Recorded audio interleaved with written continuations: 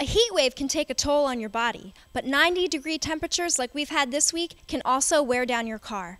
I'm Rachel Kennelly, and for this week's Buzz and Bucks, we talked to a local mechanic about how to protect your car from those hot temps. Okay, well, the heat affects the radiator because the radiator is to cool the engine, and the hotter it is outside, the less it can transfer in heat-wise through the radiator. The radiator is a heat transfer system. That's what it is. The fluid from the engine goes into the radiator. The fan cools it as the car drives down the road as well, because the air goes through the radiator from the front of the car.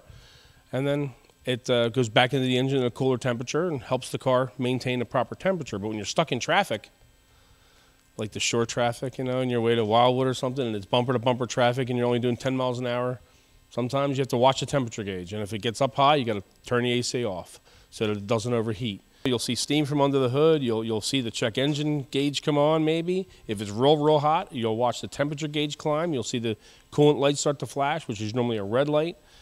If those things happen, you want to pull over and it's got to cool off. You have to let it cool.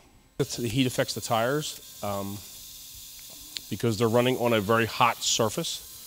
So you want to make sure that the air pressure is correct, because if the air pressure is just a few pounds too low, the heat will build up even more into a tire because the tire is now flexing too hard.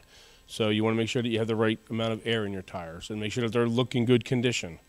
The battery also has to work extra hard in the car in the summertime because you're running the alternator, you're going up and down with the windows, you're doing all those things that are hard on an alternator, hard on a battery. So that's just one more thing that can go bad. Basic tips are checking all the fluids, inspecting the belts, inspecting the hoses, inspecting the tires, just to make sure that they all look in good physical condition, make sure all the fluids are topped off where they should be.